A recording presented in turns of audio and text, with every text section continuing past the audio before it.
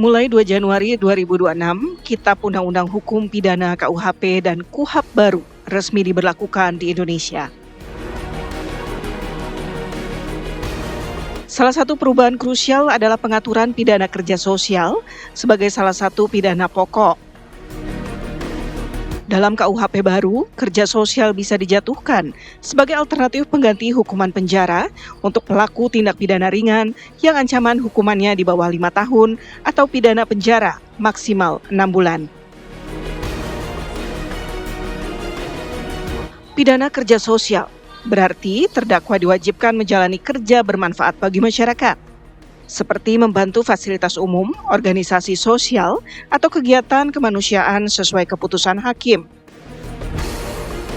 Durasi pidana berlangsung antara 8 hingga 240 jam dan dapat dilaksanakan fleksibel hingga maksimal 6 bulan. Lantas, selain bertujuan mengurangi kepadatan lembaga pemasyarakatan, apakah hukuman kerja sosial ini efektif sebagai bentuk restoratif yang memberikan ruang bagi kontribusi nyata di masyarakat? Faktor-faktor apa saja yang bisa dipertimbangkan sebelum hakim menjatuhkan hukuman kerja sosial bagi terdakwa? Tim TV One mengabarkan.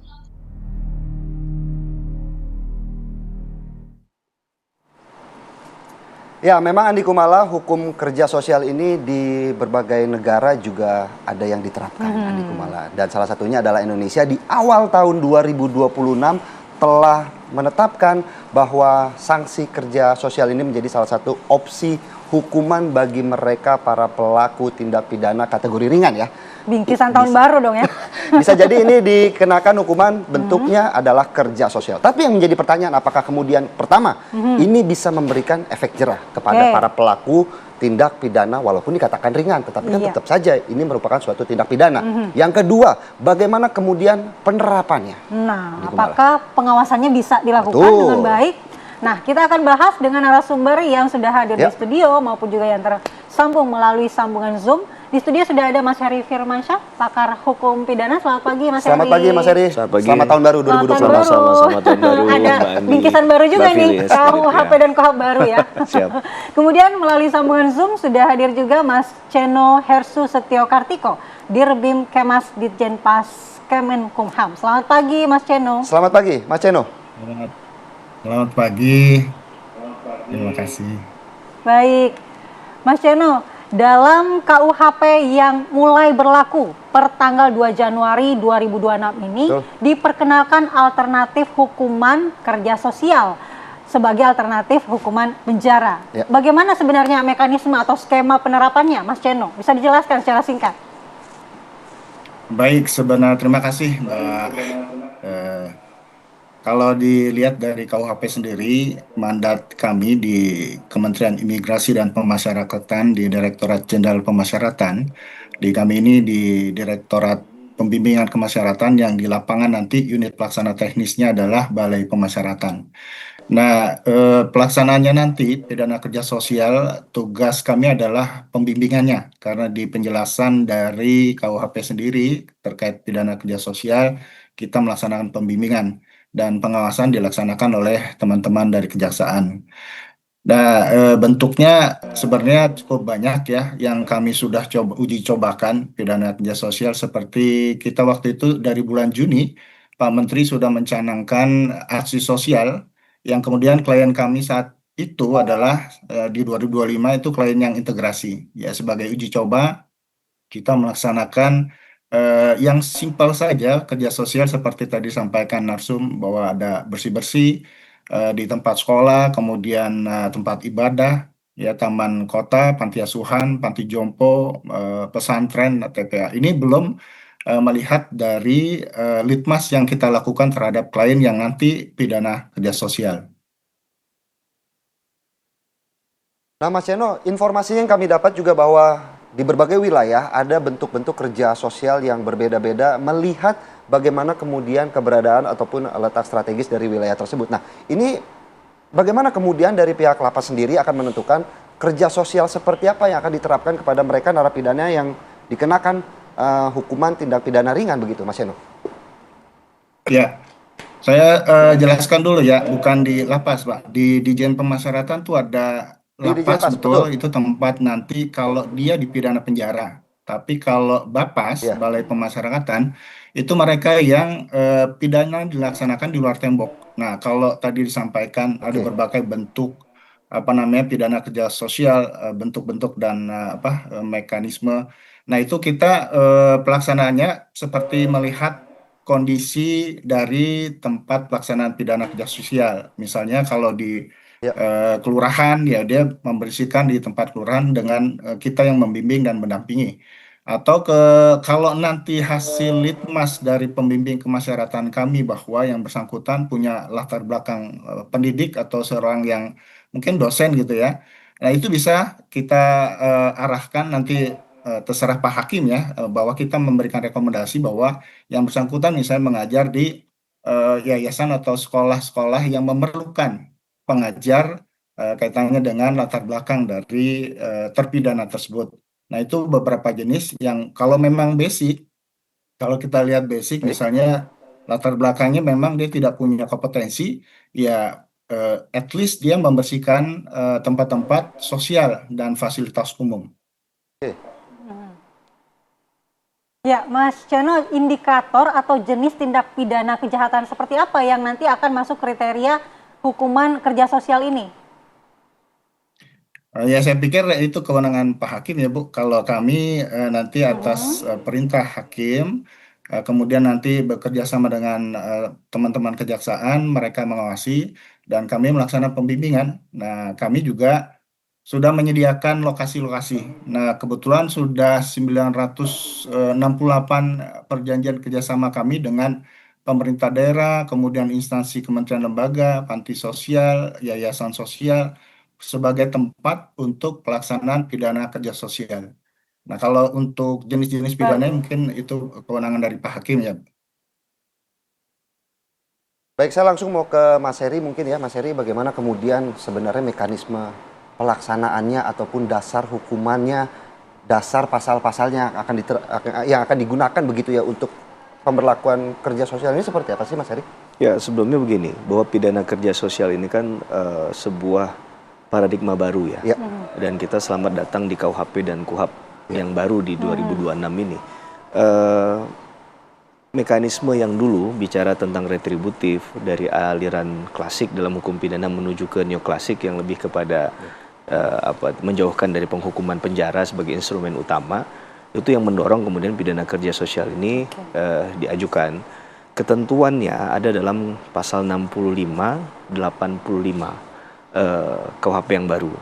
Nah, dalam konteks ini memang bicara tentang pengawasan, inilah yang menjadi persoalan ke depan yang perlu diperhatikan, berkaitan misalnya dengan juknisnya, petunjuk teknisnya seperti apa. Karena misal kalau kita baca di dalam ketentuan pasal 85 itu kan menyatakan bahwa putusan pengadilan harus memuat pidana kerja sosial ini dalam putusannya kalau dia bicara tentang pidana kerja sosial tadi. Nah, persoalannya seperti apa bentuk-bentuknya tadi kan dikembalikan ke Bapak, sedangkan pengawasannya ada di kejaksaan. Nah, bagaimana ini agar saling sinergi nih? Ya, kemudian ini harus kerjasama juga menurut saya dengan pemerintah daerah setempat yang mungkin lebih paham kondisi yang dibutuhkan dalam hal pendekatan pidana kerja sosial tadi.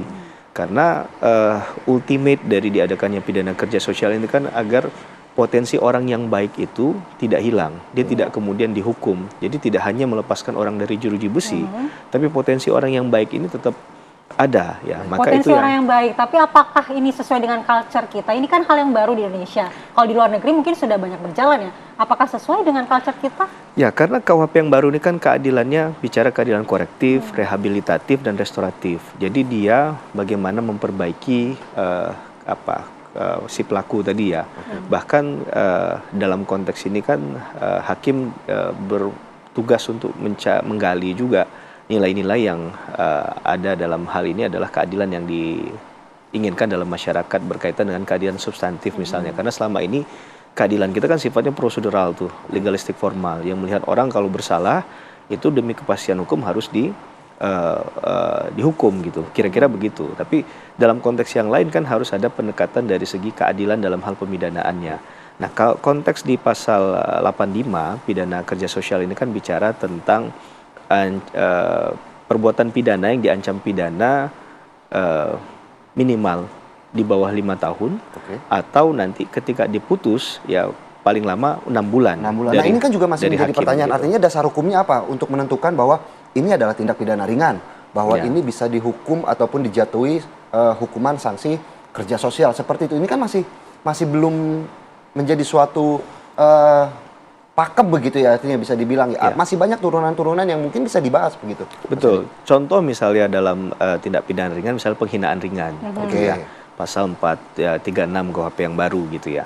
Ini ancaman pidananya kita lihat di sana. Ya. Kalau dia hanya sifatnya tadi kayak di bawah 5 tahun kemudian diputus misalnya paling lama 6 bulan, atau misalnya pidana dendanya adalah dalam golongan kedua, kalau nggak salah saya sebesar 10 juta misalnya, itu masuk kategori itu. Oke. Kita akan melihatnya dari konteks tadi ya. Dan Oke. itu memang di dalam ketentuan KUHP sudah diatur sedemikian rupa tadi. Yang menjadi permasalahan tadi adalah bagaimana memastikan bahwa pidana kerja sosial ini eh, mencapai pada tujuan utamanya tadi. Misalnya orang itu ditempatkan di katakanlah di panti asuhan, kemudian di panti disabilitas atau panti jompo begitu kan. Apakah itu sesuai dengan tujuannya tadi? Bahkan yang lebih rigid lagi kalau saya nggak salah mencatat ya, itu dilihat dari latar belakang dari profesi si yang bersangkutan Oke. untuk menjalani pidana kerja sosialnya, agar ini garis lurusnya sama begitu ya dengan apa yang diberikan pemidanaan kepada orang tersebut. Tapi sekali lagi bahwa bicara tentang hal ini tidak mudah dalam hal pengawasan dan juga menentukan bentuknya, karena saya nggak tahu apakah sudah ada petunjuk teknisnya dalam Oke. bentuk RPP misalnya berkaitan dengan pengaturan pidana kerja sosial ini. Jangan sampai nanti di bawah masih bingung nih. Mungkin di Jakarta fine, tapi bagaimana dengan kondisi di luar Baik. Jakarta atau di luar Jawa, begitu kan? Jangan sampai bikin bingung di bawah sudah adakah petunjuk teknisnya. Nanti kita akan tanyakan ke Mas Ceno terkait ini, tapi kita jeda terlebih dahulu di Apa Kabar Indonesia Pagi. Kita lanjutkan dialog Ya. di Apa Kabar Indonesia Pagi. Saya mau ke Mas Ceno. Mas Ceno, tadi seperti kata Mas Heri di studio bahwa apakah sudah ada nih juknisnya untuk sampai ke level daerah-daerah? Karena mungkin di Jakarta implementasinya tidak sulit, tapi bagaimana dengan di daerah-daerah? Apakah sudah ada juknisnya agar pelaksananya nanti itu bisa seragam, Mas Ceno? Baik, kalau pedoman internal dari Direktorat Jenderal Pemasyarakatan, kami sudah punya pedoman pelaksanaan pembimbingan pidana kerja sosial. Nah, ini di seluruh Indonesia kami punya 94 balai pemasyarakatan. Itu mereka sudah melaksanakan implementasi, dan pedoman itu dilaksanakan seperti pelaksanaan kita aksi sosial uji coba dari bulan Juni sampai Desember, seperti bersih-bersih yang tadi disampaikan narasumber sebelumnya.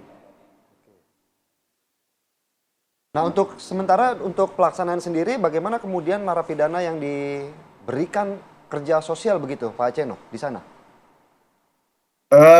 Kalau yang tahun ini terpidana kerja sosial ya, Mas. Jadi itu belum Ya. kita laksanakan karena belum mulai nih, belum ada putusan terhadap hal tersebut. Tapi uji cobanya terhadap klien kami yang mendapatkan integrasi pembebasan syarat, kita uji cobanya dengan melakukan bersih-bersih di tempat fasilitas sosial seperti panti asuhan, kemudian tempat ibadah, taman makam pahlawan, kemudian di tempat-tempat lain yang kemudian ditunjuk teman-teman dari Bapas. Kalau nanti terpidana kerja sosial, tentunya rekomendasi atau perintah dari Pak Hakim dengan beberapa tempat yang kita sampaikan untuk dipilih. Ya, tentunya kita membuat litmas dulu terhadap terpidana agar tahu latar belakang. Tadi kalau disampaikan latar belakang dari terpidana tersebut. Ya, Mas Ceno, karena ini adalah hal yang baru, tentu kita penasaran pelaksanaannya seperti apa nanti. SDM untuk pengawasannya seperti apa? Apakah dibutuhkan cukup banyak? Karena kan narapidana di Indonesia kita ketahui juga cukup besar. Seperti apa nanti pengawasannya akan berjalan, Mas Ceno? Baik, kami punya petugas pembimbing kemasyarakatan seluruh Indonesia, ya udah 2.000 orang, 2.000 lebih. Nah, itu juga tidak kami sendiri bekerja. Jadi kita yang sesuai tadi disampaikan awal bahwa kita punya perjanjian kerjasama Di situ nanti bersama-sama dengan pemerintah daerah, dibantu mungkin Babinsa, Babin Kaptimas, tokoh masyarakat, yang kemudian sama-sama melaksanakan atau mengawasi pelaksanaan kegiatan pidana kerja sosial. Nah, pengawasan itu kita lakukan tentunya sesuai dengan KUHP ya, tidak boleh, kalau nggak salah tidak boleh lebih dari 8 jam. Nah, itu juga kami melihat dari kondisi dari klien terpidana kerja sosial tersebut.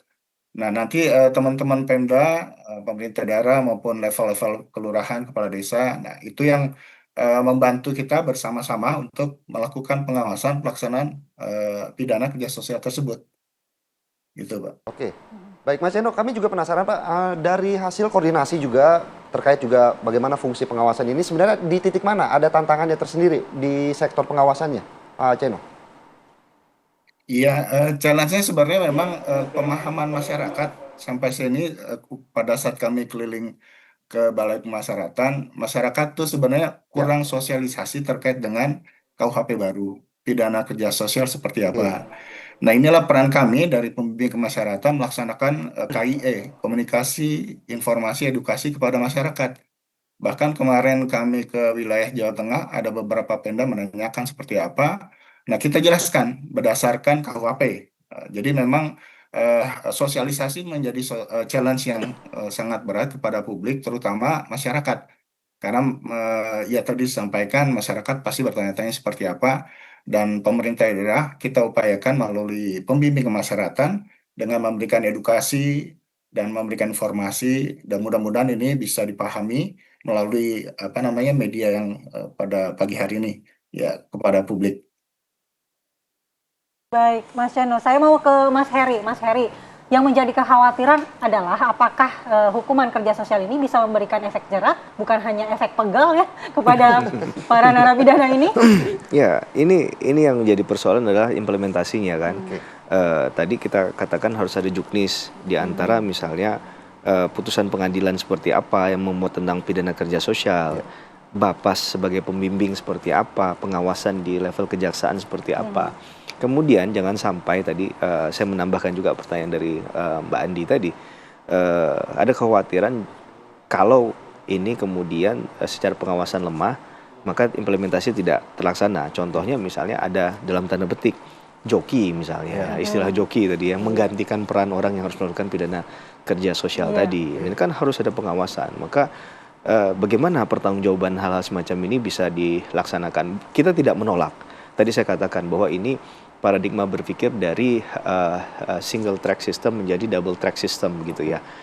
Yang awalnya hanya bicara tentang pemidanaan penjara, instrumen utama, kemudian pindah kepada konteks yang lain.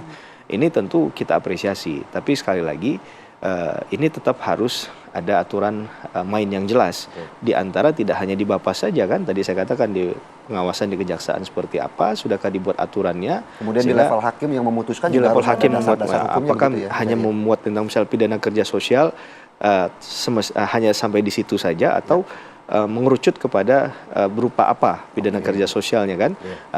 Kalau masalah durasi mungkin iya sudah pasti diatur di sana, misalnya ditetapkan dari minimum 8 jam sampai 240 jam kalau saya nggak salah mencatat di pasal 85 KUHP yang baru tadi. Nah ini yang rasa-rasanya perlu diperhatikan agar efek jerah yang tadi dikatakan oleh Mbak Andi itu terlaksana, walaupun kita tidak berbicara tentang paradigma berpikir yang retributif, pembalasan yang utama, tapi dalam konteks yang lain deterrent effect-nya harus ada, efek jerahnya. Jangan sampai sudahlah dihukum pidana kerja sosial dia tidak melakukan lagi. Nah sebenarnya ada aturan main di pasal 85 itu kan ada 9 ayat tuh kalau saya nggak salah ya. Di situ juga dicatat misalnya kalau dia nggak melakukan nanti seperti apa. Nah, ada sanksi-sanksi yang diatur dalam konteks tadi. Tapi sekali lagi pengawasan ini menjadi titik yang paling utama. Jadi dalam konteks proses peradilan ada namanya judicial scrutiny. Pengawasan ini adalah yang paling utama sebenarnya. Sebagus apapun sebenarnya materi dalam satu undang-undang, tapi minim pengawasan, nah ini bisa ada celah untuk perilaku koruptif misalnya transaksional. ataupun malah tidak mencapai pada tujuan yang utama tadi ya. Tapi seperti apa pengawasan di negara-negara yang sudah berhasil menjalankan hukuman kerja sosial ini, Mas Heru? Ya, karena mereka semuanya ada transparansi ya, ada akuntabilitas. Semuanya kan pasti disampaikan, diinformasikan ya. Misalnya itu bahkan mungkin aksesnya terbuka untuk umum begitu. Jadi dalam hal tertentu misalnya di negara-negara luar banyak itu pesepak bola profesional yang juga dihukum pidana kerja sosial itu ya, dan mereka melaksanakan begitu. Ada informasi yang terekam oleh masyarakat yang itu masyarakat bisa akses dan bisa mengetahui. Ini bukannya ingin menambah kerja dari teman-teman di bidang tersebut, tapi agar tidak terjadi penyelewengan. Mungkin di satu masa tertentu nanti kita sudah tidak lagi menyoal itu karena kita sudah ada trust ya, sudah ada menaruh kepercayaan yang tinggi dan sistem kita sudah berjalan dengan sangat baik. Dan Itu disinilah harapan bagaimana kemudian kita bisa melihat peran dari masyarakat untuk juga ikut membantu, mengawasi begitu ya, artinya bagaimana kemudian penerapan dari hukuman kerja sosial gitu. Jadi kalau kata Andi Kumala jangan sampai pegel-pegel doang begitu ya Andi Kumala ya mungkin ya. Baik, terima kasih Mas Heri untuk pencerahannya pada pagi hari ini dan juga Mas Seno telah bergabung bersama kami di Apa Kabar Indonesia Pagi terkait juga hukuman kerja sosial. Kita berharap tujuannya baik Andi Kumala ya. Tinggal bagaimana penerapannya dan juga pengawasannya.